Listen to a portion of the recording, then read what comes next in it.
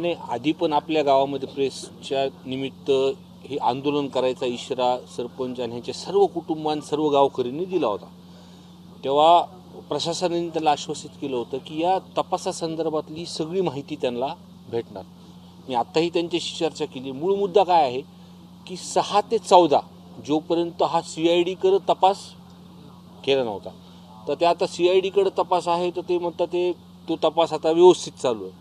पण ते 6 ते 14 मधला ज्या प्रशासनाने ज्या पोलीस अधिकाऱ्यांनी तपास केला, जे मूळपासून मी सांगतोय की त्यावेळेसचे SP, या भागातले DYSP आणि पोलीस प्रशासनातले जे काही त्या पोलीस स्टेशनमधले प्रशासन होतं त्यांचे CDR तपासले, ह्या सगळ्या गोष्टी बाहेर येतील. पण ह्यांनी जेव्हा SP साहेबांसोबत चर्चा केली तर त्यांना असं लक्षात आलं की 6 ते 14 पासून या वेळेच्या ह्याच्यामधला तपासाचं त्यांना काही लक्षात येत नाही.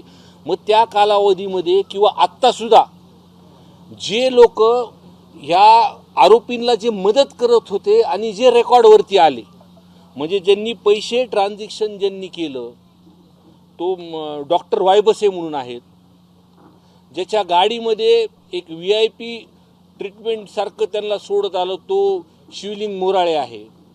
अजून एक व्यक्ती जेव्हा ह्यांचे कुटुंबाला पोलीस स्टेशनच्या तिथे ज्यांनी दम दिलं, आरोपीचे फोटो दाखवतो म्हणून हे वारंवार सांगतात. काय नाव? बालाजी तांदळे म्हणून. हे आत्तापर्यंत या गुन्ह्यामध्ये का घेतलं नाही हा प्रश्न त्यांचा आहे. आणि हे खऱ्या अर्थाने बरोबर आहे.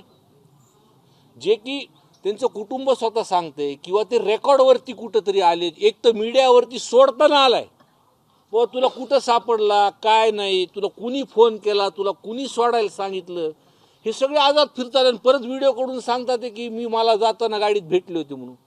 हा मूळ आहे ह्याचा. काय आहे, मी पहिल्या दिवशीपासून हा विषय जे मानतोय ना, या तपास CIDकडे गेल्यापासून आता व्यवस्थित सरकारने गेलं तर तो चालू आहे.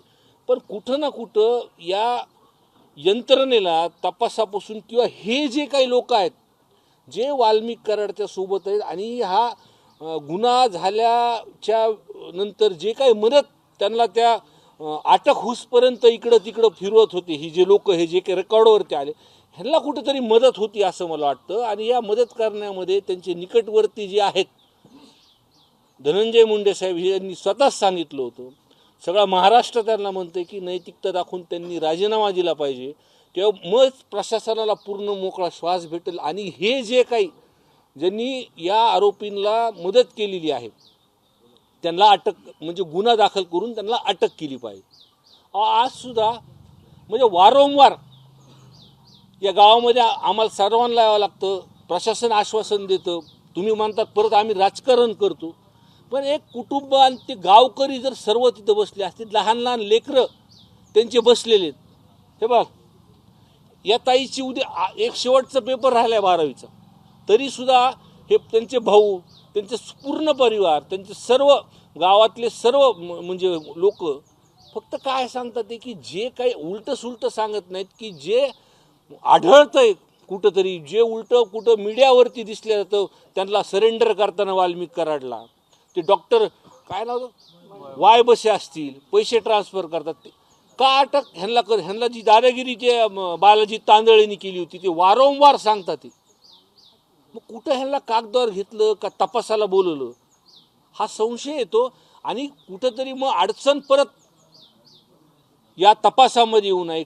ही सर्व मंडळी पैशानी खूप दानशूर आहेत, म्हणजे दानशूरपेक्षा पैशानी चांगले आहेत. मग कुठं ना कुठं कसा तपास थांबवता येईल ह्यांचा प्रयत्न होईल. त्यांच्यामुळे ह्यांना गुन्ह्यात घेतलं पाहिजे, अटक झाली पाहिजे.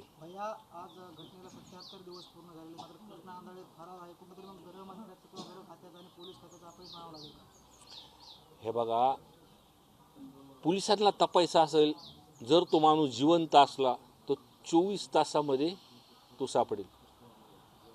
माझं मत तसं. काही प्रकरण आधीचे जर बघितले तर जो माणूस नसेलच तो काय सापडणार, हा मूळ विषय ह्याच्यातला. म्हणून ह्या सर्व तपासामध्ये अजून काही खालीवर होऊ नये. जे काही मोबाईल सापडले नाहीत की अनेक अजून काही विषय असतील. आता ह्या सगळे तिन्ही जणांचं बोललो हे सगळं बघितलंय लोकांनी. त्याच्यामुळे त्यांना गुन्ह्यात घेतलं पाहिजे, अटक झाली पाहिजे. तुम्हाला असं म्हणायचं आहे का जो आरोपी फरार आहे तो त्याचा काही घातपात झाला आणि त्याचा मृत्यू झाला किंवा त्याचा मृत्यू करण्यात आला असं काही म्हणायचं का? मी तुम्हाला आत्ताच बोलताना सांगितलं, जो माणूस जिवंत आहे तो पोलिसांनी ठरवलं तर 24 तासात सापडू शकतो. म्हणजे काहीतरी त्याच्या जीवाला झाला असणार. काल राजेश्वर चव्हाणांनी असं एक वक्तव्य केलं आहे की आमच्या नेत्यावर जर आरोप कराल तर आम्ही जसं तसं उत्तर देऊ. हे बघा, आम्ही ह्याच्यामध्ये सुरुवातीपासून राजकारण करत नाही. तपासाची दिशा किंवा गावात आल्यानंतर जे ते त्यांचे कुटुंबाचे लोक सांगतात किंवा जी परिस्थिती एक लोकप्रतिनिधी म्हणून येते, तुम्ही आरोप करा, काय हरकत नाही, पण आम्ही सातत्याने सांगतो. अहो, सभागृहामध्ये हा पहिल्यांदा महाराष्ट्राच्या इतिहासामध्ये हा विषय झाला असेल की सर्व पक्षाचे आमदार बोललेत. मग तिथं काय राजकारण दिसलं? म्हणजे आम्ही विरोधी बाकावरती, सत्ताधारी सुद्धा ह्या विषयावरती तडतडीने बोललेत की कुठं सगळ्यांनी माहिती घेतलीच असेल ना. एखादा लोकप्रतिनिधी सभागृहात गेल्यानंतर तो सुद्धा पूर्ण माहिती घेऊन विश्वासाने त्या विषयावरती मांडतो. या देशमुख कुटुंबाला प्रत्येक वेळेस न्याय मागण्यासाठी किंवा न्याय मिळवण्यासाठी आंदोलन आणि उपोषण करावं लागतं. हीच वस्तुस्थिती आहे ना, हीच वस्तुस्थिती आहे की काही लोकांमुळं हा सगळा विषय पुढे येतो. मग अशा लोकांनी जर राजीनामे दिले तर ह्या तपासामध्ये प्रशासन सुद्धा मोकळी श्वास घेईल आणि पूर्ण ताकदीने काम करेल. पण काय वाटतं की अन्नत्यागासारखं एक कठोर आंदोलन आज देशमुख कुटुंबीय सहभागी झालंय, गावकरी सोबत आहे आणि अशा परिस्थितीमध्ये जिथे संतोष देशमुख यांची हत्या होऊन केवळ 70-75 दिवस झाले, या पार्श्वभूमीवरती आपण वैयक्तिक अशी मागणी करतो का सरकारकडे, प्रशासनाकडे? नाही, आम्ही सर्वजणच मागणी करतोय. या कुटुंबाला न्याय देण्यासाठी आम्ही सर्वजण मागणी करणार आहोत. आम्ही या संदर्भात मुख्यमंत्री साहेबांनाही भेटणार आहोत आणि अजितदादांना सुद्धा या संदर्भात भेटणार आहोत की जो काही विषय चालू आहे परत एकदा आपण जसं सभागृहात सर्व आमदारांनी मांडलं होतं आणि आपण सुद्धा आश्वासन दिलं होतं आणि आम्ही नंतर जेव्हा पण यांना भेटलो त्यांनी पण आश्वासन दिलं होतं की जे कोणी गुन्हेगार आहेत त्यांच्यावरती कारवाई होईल. या संदर्भात आम्ही निश्चितपणे त्यांना परत एकदा बोलणार आहे. आता कुठपर्यंत चालेल?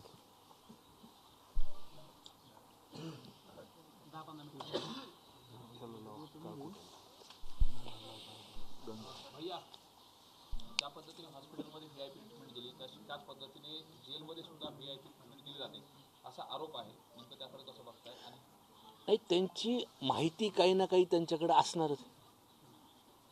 ते ज्या परिस्थितीला आम्हाला जे कानावर येतो आम्ही तुम्हाला बोलतो, पण त्या कुटुंबावरती अन्याय झालाय आणि अन्याय झाल्यामध्ये काही प्रशासनातल्या लोकांना त्यांनाही आम्ही चर्चा केल्यानंतर ही गोष्ट झाली, ही चुकीची झाली. मग कुठंतरी त्यांना कळतंय आणि सत्य ते मांडतात. जेलमध्ये VIP ट्रीटमेंट दिली जाते असं तुम्हाला वाटतं का? आणि नेमकं ते जर असेल तर कशा पद्धतीने ते धक्का द्यायचा? अहो, सरेंडर करता वेळेस पहिल्यांदा आपण बघितलं एक चांगल्या गाडीमध्ये येतो, तो सरेंडर होतो वाल्मिक कराड.